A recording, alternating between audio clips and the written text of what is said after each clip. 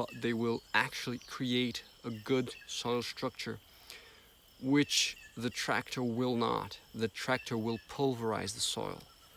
It does not structure the soil. Life structures the soil. Forget about sustainability. You want to enrich ecosystems. Every being is equipped to live a positive, energetic balance. Keep it pruned. We are cultivating abundance. Not a problem to cut down trees. The problem is not planting them.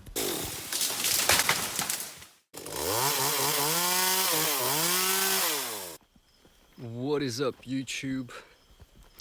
Welcome to the Agroforestry Academy channel. Today I want to talk to you about the importance of preparing the soil and what you should take into account when doing so. There are some misconceptions about soil preparation and what we need to do. So it's really important that we understand the purpose of soil preparation so that we do it properly. And we need first to understand that we don't really make the soil better by preparing it. And the beings that will actually make the soil better are small animals like insects, worms, bacteria, fungi, plants' roots. These will make the soil better. But this buddy here, it won't make the soil better. A harrow attached to a tractor won't make the soil better. A plow will not make the soil better. So why do we put this machinery in our soils? I like to say that you should prepare your soil like it's the last time. You shouldn't do it like this the last time you're preparing your soil, because you really need to do it properly so you don't have to ever do it again. The fact is that we are working with very degraded soils, which are usually compacted and chemically degraded, meaning they are leached. They lost lots of nutrients. Life in the soil is dead or close to a minimum of activity. And that's all because of bad use of the soil, right? So we're dealing with soils in extremely bad conditions, and they're not able to support the plant species that we consume, because all of the stuff that we eat is demanding. These bananas are not the best example because they don't look so good. But producing these beautiful leaves and a bunch of bananas is quite expensive for a plant, for the soil. They need lots of nutrients, lots of water in order to do that. Trying to grow this stuff in very degraded soils needs some external input. And once we have triggered an enriching process in our soils and ecosystems, once we've built back that black soil, which is typical from forests, from healthy forests, then we can hope to grow our food crops in these soils without having to prepare them. So let's take a look at what happens underneath the organic matter of our soil. So let's check it out. Let me switch the camera to the frontal camera. Let's look underneath here, this log of wood. Oh boy, isn't this beautiful? Look at where the roots of the bananas are, feeding directly from the wood. These roots they belong to the bananas and to the turmeric plants here. Okay, so this is the kind of thing that plants want. But I'm starting from this situation here. Let's take a closer look. This is degraded, destroyed forest. Okay, this is the situation, guys. The trees are dying, they look horrible, there's not much organic matter in the soil. So I'm starting from degraded conditions. Compacted soil, no organic matter, low nutrients availability, low capacity to store water. And now we get to the point of soil preparation. Soil preparation is to undo part of the damage that has been done over the past years. Soil preparation is to incorporate fertilizers such as manure, which I have here, and some lime, which I also have already distributed in this plot where I'm about to use my cultivator to incorporate these fertilizers and to undo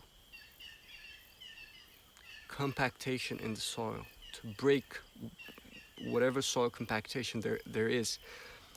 And my soil specifically is not very compacted, luckily for me. You have to figure out where the compacted layer is in your soil. Usually you will have a compacted layer between 20 and 50 centimeters. That's usually where you're going to find your compacted layer. And if your soil is not covered on top, you also have a thin compacted layer on top very often. Since most of life activity happens in the surface of the soil, even in degraded land, the surface of the soil will usually not be compacted.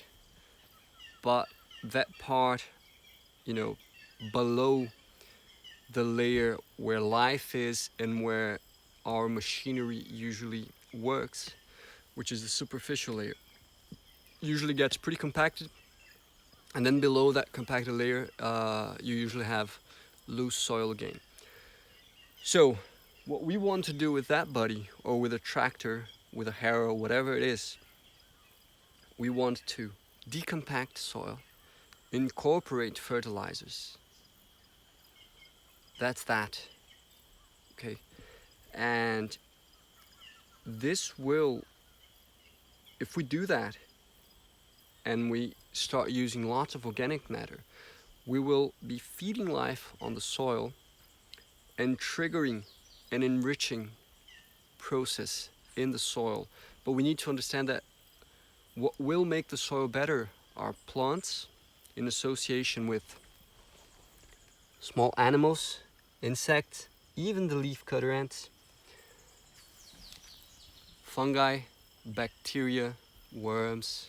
They're going to work together to make the soil better. They will release substances which will create aggregates of soil. They will create crumbles. They will loosen up compacted layers of soil.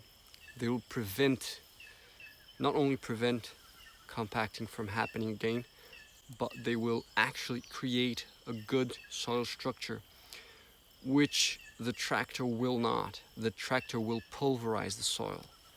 It does not structure the soil. Life structures the soil. So the tractor is good to incorporate fertilizers and decompact soil, and that's that. And that's one of the things you need to take into account. If you've got a compacted layer on the subsurface of your soil, you need to use a tool that will reach that subsurface layer and really break it up so that it doesn't, so that you actually reach your goals of preparing soil to decompact the soil. And of course, actually there is a third utility, third use for the machinery. So let's remember, decompact the soil, incorporate fertilizers, prepare the bed for the plants. Now let me be very clear about this. Preparing the bed does not necessarily mean preparing a 30 centimeters deep bed. When I say a bed for the seedling or the seed, it's just having enough very loose kind of pulverized soil so that you can fit in your seeds, your seedlings.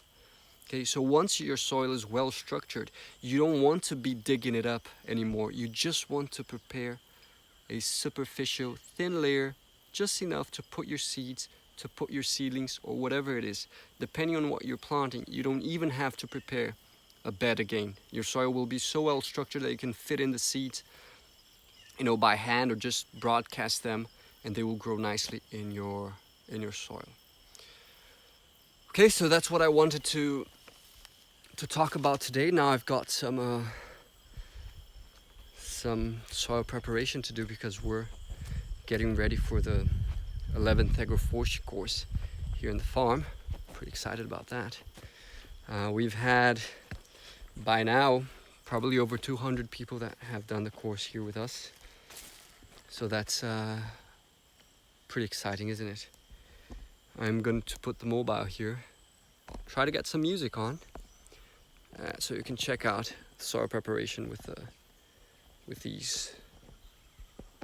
I don't know how you guys call this in English. I don't know if it is a motor cultivator, motor tiller, whatever it is. That little 6.5 horsepower buddy. All right, guys, thank you for watching. Subscribe to the channel if you haven't. Smash the like button. If you want to take a step further and really dive deep into your agroforestry study, if you want to have a closer interaction with us, join us in our patron community. We're always sharing lots of stuff there with our patrons. You're going to get to participate in monthly Q&As, ask questions directly to us, interact in our Discord community. So there's a lot of stuff going on. If you're new to the channel, do check out our full online agroforestry course. It's for free. It's right here in our YouTube channel. It's 5 modules, 25 lessons, over 5 hours of video, where we take you step by step on the principles, techniques, and all of the ideas behind agroforestry. So do check it out, and don't forget to share it with your friends. I'm Felipe for the Agroforestry Academy, and I'm signing out. And to end the video, I will give you a nice sight of a... Oh no, that's the wrong camera. My 1-year-old... No, that's a lie. It's 14 months old. This is the ice cream beans. That's it. It should grow pretty nicely. Now we're going to reform this system because the pineapples don't look so good, the bananas don't look so good. So we're going to be doing something. I'll make sure to record some videos about that soon. So make sure you're keeping tuned. I'm Felipe for the Agroforestry Academy, and I'm signing out.